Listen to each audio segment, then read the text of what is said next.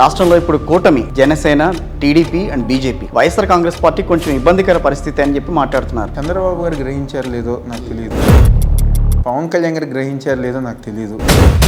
మొన్న 15వ తారీఖు మీటింగ్ తర్వాత మాత్రం నరేంద్ర మోడీ గారు కూటమి ఫ్లాప్ అని మాత్రం గ్రహించారు. ఎవరు ఎంతమంది కలిసి వచ్చినా నా వల్ల మీ కుటుంబంలో మంచి జరిగితేనే ఓటేయండి అన్నారు కదా. అలా ఆ మాట చెప్పే ధైర్యం ఈ దేశంలో ఉన్న ఏ ముఖ్యమంత్రిగానో ఉంటుందా? విజయవాడ తూర్పు నియోజకవర్గానికి ప్రాతినిధ్యం వహించిన దేవినేని నెహ్రూ గారి కొడుకుగా దేవినేని అవినాష్ గారు ఎన్నికల్లో ఎదుర్కొంటున్న అతిపెద్ద సవాల్. నాకు కార్యకర్తల బలం ఉంది, నాయకుల బలం ఉంది. రేపు తూర్పు నియోజకవర్గంలో వైఎస్ఆర్ కాంగ్రెస్ పార్టీ జెండా 30,000 మెజార్టీతో గెలుస్తాను. ఆ విషయం మీరు గుర్తుపెట్టుకోండి. తెలుగుదేశం పార్టీకి సంబంధించిన ఒక మహానేత కొడుకు దగ్గరికి వచ్చి వాళ్ళతో మాట్లాడడం, అతన్ని దగ్గర తీసుకోవడం, అతనికి సీట్ ఇవ్వటం కొంచెం ఆలోచించదగ్గ విషయం కదా. ఎందుకని అంత అట్రాక్ట్ చేసింది దేవినేని నెహ్రూ గారి ఇదే లేకపోతే మీదే? నెహ్రూ గారు, రామారావు గారు తెలుగుదేశం. చంద్రబాబు ఎన్నో ఇబ్బందులు పెట్టారు, కేసులు కానివ్వండి, లేకపోతే 2024 ఎన్నికలు ఒక రకంగా అగ్ని పరీక్ష లాంటివి అవినాష్ గారికి. ఎందుకనంటే మరో పక్కన Telugu Desam party sitting MLA Gadde Rammohan గారిని ఢీకొనాలి. ఆయన ఎదుర్కోవటం అని అంటే ఈ రోజున కొంచెం సవాల్గా స్వీకరించే అవకాశం ఉంటుందా మీరు? 2014లో ఆ రోజు నెహ్రూ గారు కాంగ్రెస్ పార్టీ తరఫున పోటీ చేసి దాదాపుగా 20,000 ఓట్లు ఆయన చేయలేని పనులు నేను ఎన్నో చేశాను. విజయవాడ తూర్పు నియోజకవర్గ అభివృద్ధికి 2వ డివిజన్ నుంచి 22వ డివిజన్ వరకు 650 కోట్లు నేను ఫ్లైఓవర్లు ఏమి యాడ్ చేయట్లా.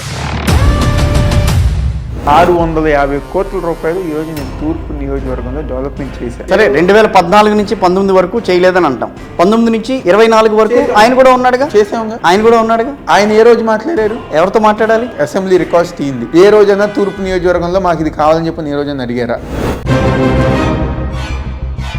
జనాలకి ఇది చేయాలని చెప్పని ఏ రోజైనా అడిగారా? డైరెక్ట్గా ప్రజలు ఆయన దగ్గరికి వెళ్తున్నారట. దేనికి? మాకు ఇది చేసి పెట్టండి అంటే ఆయన చేసి పెడుతున్నారట. ఏం చేశారు? రోడ్లు వేయండి రోడ్లు వేసి పెట్టారు. ఒకసారి మీరు చూపించాలిగా. ఏ ప్రజానికం అయితే మీరు వెళ్ళారని చెప్పి అంటున్నారో ఈరోజు నేను ఛాలెంజ్ చేస్తున్నాను సార్. శంకుస్థాపన చేసి వదిలేలా పూర్తి చేసాం. తడిగుడ్డేసి కూర్చున్నారా మీరు గెలుస్తానని చెప్పి? నేను చాలా సీరియస్ పొలిటీషియన్. కానీ ఒక నియోజకవర్గంలో ఒక ఎమ్మెల్యే చేయలేని పనులు మీరు చేస్తున్నారు అని అంటే మీ వెనకాల ఎవరున్నారనే విషయం, మీకు సపోర్ట్ ఎవరున్నారనే విషయం అందరికీ తెలిసింది.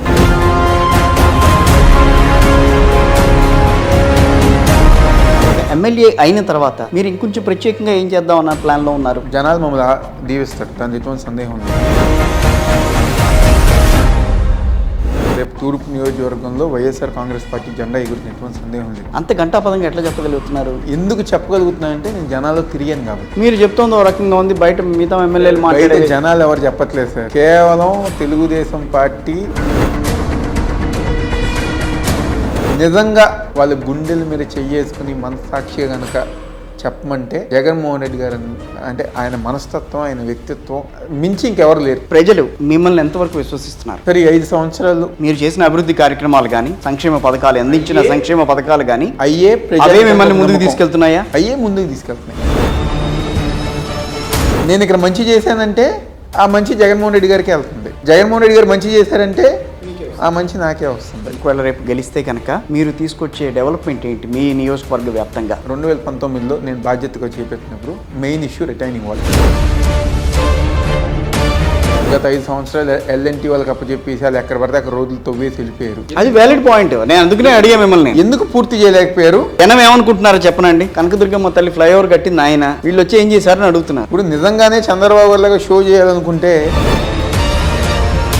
1 yearలో కట్టారు సార్. గడ్కరీ చేత ఓపెన్ చేయించారు. 1 yearలో కట్టారు. ఈరోజు మేము కొబ్బరికాయ కొట్టాం కదా, మేమే చేసుకుంటాం అనుకుంటే ఎలా కుదురుతుంది? పూర్తి చేసినారు ఎవరు? రోడ్ల విషయంలో ఎందుకంత?